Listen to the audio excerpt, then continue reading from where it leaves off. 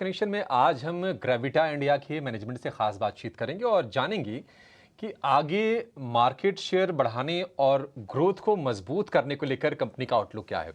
साथ ही lithium ion, steel और paper recycling segment में कैपेक्स को लेकर कंपनी क्या योजना है। खास बातचीत के लिए हमारे साथ जुड़ गए हैं कंपनी के एग्जीक्यूटिव डायरेक्टर नवीन कुमार शर्मा। नवीन जी, बहुत शुक्रिया आपका समय देने के लिए। स्वागत है आपका 18 हाउस स्वदेश पर। सर, अगर हम इंडस्ट्री की आपकी बात करें तो इसमें जो डोमिनेशन है वो अनऑर्गेनाइज्ड प्लेयर्स का है, जो करीब करीब 65% का मार्केट शेयर कमांड करते हैं। हालांकि तमाम एनालिस्ट को ऐसा लगता है कि बैटरी वेस्ट मैनेजमेंट के जो नियम है या फिर जो अन्य पॉलिसी मेजर्स हैं वो आगे चलकर अनऑर्गेनाइज्ड प्लेयर्स के लिए थोड़ी सी दिक्कतें पैदा करेंगे और उनका मार्केट शेयर जरा घटेगा। आप जरा ये जो डायनेमिक्स है अनऑर्गेनाइज्ड वर्सेस ऑर्गेनाइज्ड का, जरा इसको बताइए और आपके लिए पोटेंशियल बेनिफिट्स क्या हो सकते हैं, जरा इस पर भी रोशनी डालिए। धन्यवाद। बैटरी वेस्ट मैनेजमेंट रूल्स 2022 में ministry of environment and forest द्वारा संशोधित करके लाए गए थे और जो पुराने रूल थे, जो बैटरी मैनेजमेंट हैंडलिंग रूल थे, उनको रिप्लेस किया गया था। इस रूल की एक खासियत क्या है कि यहाँ पर एक्सटेंडेड प्रोड्यूसर रेस्पॉन्सिबिलिटी भी दी गई है, जिसकी वजह से जो आप बता रहे हैं, जो इनफॉर्मल सेक्टर में बैटरी जा रही हैं, उनका शिफ्ट होगा, क्योंकि हर मैन्युफैक्चर के ऊपर ईपीआर के अंडर लायबिलिटी आएगी और उनको वो बैटरी या तो ईपीआर पॉइंट्स लेने होंगे या रिसाइकलर्स को देनी होगी। तो एक स्मॉल शिफ्ट ऑफ 10 से 15% will create a good opportunity, जो इस सेक्टर के लिए ग्रोथ लेके आएगा। और इसी दरमियान दूसरी चीजें जो हो रही हैं वो टैक्सेशन को लेके हो रही हैं।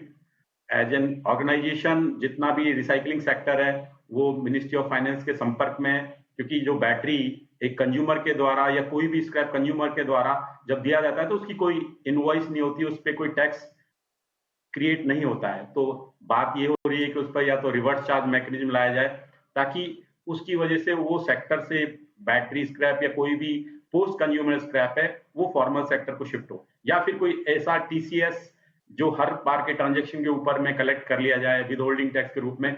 इन चीजों से हम देख रहे हैं कि आने वाले टाइम के अंदर में एक बड़ा शिफ्ट फॉर्मल सेक्टर को आने वाला है।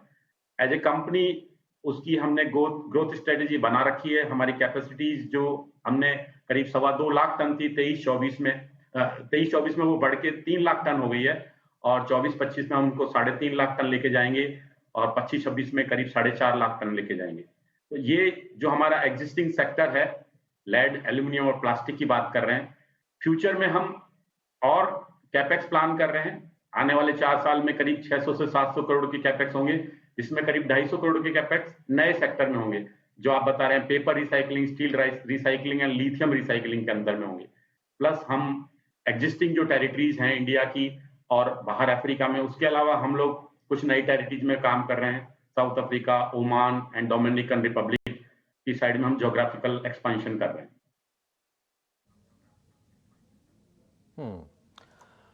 नवीन जी, जरा आप ये बताइए कि अभी आपकी मौजूदा जो मार्केट शेयर है वो कितनी है और अगले 2-3 साल में आपकी इसको कितना बढ़ाकर करने का इरादा है, जरा ये बताइए सर आप। जब हम बात करते हैं यहाँ पर जो इंडिया का फॉर्मल सेक्टर है, वो जो टोटल सेक्टर का 35 to 40% है, उसके अंदर कंपनी का शेयर करीब करीब 15% है। जैसे ही जो ग्रोथ फॉर्मल में आएगी, इनफॉर्मल से शिफ्ट होगा, तो हम एक्सपेक्ट करते हैं कि हमारा मार्केट शेयर फॉर्मल सेक्टर का 25 से 30% हो जाएगा। 25 से 30% का। नवीन जी, क्या ऐसी भी संभावना है क्या कि पूरा का पूरा जो बिजनेस है अनऑर्गेनाइज से पूरी तरह से ऑर्गेनाइज में शिफ्ट हो जाए 100% और शायद उसका बेनिफिट आपको और ज्यादा मिले? उसकी पूरी संभावना है। मैंने जैसे बताया कि ईपीआर एक नया कॉन्सेप्ट आया है बैटरी वेस्ट मैनेजमेंट रूल या किसी भी वेस्ट मैनेजमेंट रूल के अंदर में, और जब ईपीआर के कंप्लायंसेस होंगे, उनके रेगुलेशंस जो इंप्लीमेंट होंगे, उनके अंदर जो पेनल्टीज आएंगी, तो एक्सपेक्ट करते हैं कि जो कंज्यूमर से आने वाला जो भी पोस्ट कंज्यूमर स्क्रैप है उसका शिफ्ट और बढ़ सकता है। और ये नंबर्स जो अभी इनफॉर्मल में 60-65% है, they can go as low as 10 to 15%।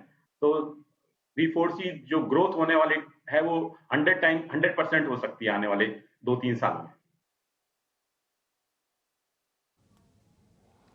वाह, बढ़िया है सर, एग्रेसिव टारगेट है और कहीं ना कहीं इंडस्ट्री के जो डायनामिक्स हैं वो भी फेवरेबल आपके पक्ष में हो रहे हैं। एक और चीज़ बताइए सर नवीन जी, अगर हम लेड रिसाइकलिंग की बात करें तो आपके टोटल जो एबिडा है यानी कि कामकाजी मुनाफा है उसमें 80 to 85% का हिस्सा लेड रिसाइकलिंग से आता है। नॉन लेड की बात है तो आप जो एम करके चल रहे हैं करीब करीब 25% के आसपास के रेवेन्यू आप एम करके चल रहे हैं। तो कौन कौन से सेगमेंट नॉन लेड में आप नज़र रख के चल रहे हैं और नॉन लेड में एक्सपेंड करने के लिए, विस्तार करने के लिए आपकी स्ट्रेटजी क्या होगी यहां से? नॉन लेड में जो अभी दूसरे जो सेक्टर करंटली चल रहे हैं वो एल्यूमिनियम और प्लास्टिक रिसाइकलिंग है। एल्यूमिनियम रिसाइकलिंग के अंदर करीब हमारा 10% रेवेन्यू है और प्लास्टिक के अंदर अराउंड 4 to 5% है। प्लस हमारा एक इंजीनियरिंग डिवीजन है, प्रोजेक्ट डिवीजन, उसका भी करीब करीब 3 से 4% रेवेन्यू आ रहा है। जहां तक मैं बात करूं एल्यूमिनियम की, उसके अंदर काफी ग्रोथ की संभावना है क्योंकि इसी बीडब्ल्यूएमआर के अंतर्गत फर्दर गवर्नमेंट ने एक और पॉलिसी लेकर आए, एंड ऑफ लाइफ व्हीकल्स। जो ईएलवी पॉलिसी के अंतर्गत पुराने व्हीकल जो 20 साल पुराने, 25 साल पुराने व्हीकल्स हैं, उनके डिस्कार्ड होने के बाद पैसेंजर कार्स का नंबर आएगा और वहां से हमको एल्यूमिनियम की काफी अवेलेबिलिटी होगी। तो ऐसी आशा है कि वो जो हमारा जो 25% का नॉन लेड का पार्ट है वो एल्यूमिनियम के अंदर ग्रोथ आएगी, प्लास्टिक के अंदर ग्रोथ आएगी। प्लस हम जो दूसरे नॉन लेड सेक्टर्स के अंदर आने वाले टाइम में प्लान कर रहे हैं, जैसे स्टील या lithium ion, that will further bring down total ratio from 75% to rather further you can say 65% to lead business. ठीक है नवीन जी, एक आखिरी क्वेश्चन संक्षेप में आपसे जवाब चाहेंगे, थोड़ा सा वक्त की कमी है। सर बताइए कि आप टोटल कैपेक्स वाला जो फिगर है इसको फिर से एक बार दोहरा दीजिए और ये बताइए कि आप फंडिंग कैसे करेंगे इसकी? ये फंडिंग हमारी काफी हद तक इंटरनल अक्रूवल से ही होगी, या partly not more than 20% term loans होगा, बाकी इंटरनल अक्रूवल्स होगा, क्योंकि अगले 4 साल का जो हमारा इबिटा और पैट आने वाला है उससे हम लोग का प्लान किया है टोटल 600 से 700 crore in next 4 years. So mostly it will be internal accruals. ठीक है नवीन जी, बहुत अच्छा लगा सर आपसे बातचीत करके जी। बहुत गुजारिश करके हमने अपने प्रोड्यूसर साहब से 30 सेकंड का वक्त मांगा है और उसी 30 सेकंड में आपको जवाब देना है। ग्रेविटा इंडिया 750 रुपए के भाव से हम इसमें उछाल देख रहे हैं, 1000 रुपए के आसपास का प्राइस है। कंपनी आपको कैसी लगती है सर? ये मुझे अच्छी लगती है कंपनी। मैं पिछले 1 साल में स्टॉक ने 100% से ज्यादा रिटर्न भी दिया है और जो लेड बैटरी रिसाइकलिंग के क्षेत्र में कोई कंपटीशन नहीं है ऑर्गेनाइज प्लेयर में ग्रेविटा का। प्रॉफिट भी मेरा मानना है जो उनका करीब 200 करोड़ के आसपास का था पिछले साल में, इस साल करीब 250 करोड़ से ज्यादा का मुनाफा कंपनी रिपोर्ट कर सकती है। और एफआईज भी कंटिन्यूसली अपनी हिस्सेदारी इस कंपनी में पिछले 1 साल में बढ़ाई है 4% से 10% तक। तो बिल्कुल स्टॉक अभी 52 वीक हाई से करीब 200 रुपए नीचे भी मिल रहे हैं, तो देखा जा सकता है स्टॉक को इन्वेस्टमेंट के लिए लंबी अवधि के लिए।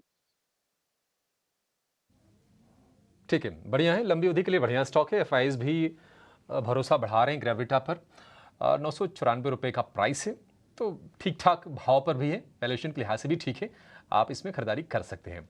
आशीष जी बहुत शुक्रिया आज आपका समय देने के लिए और तमाम स्टॉक्स पर, बाजार पर अपना व्यू हमारे साथ शेयर करने के लिए। एक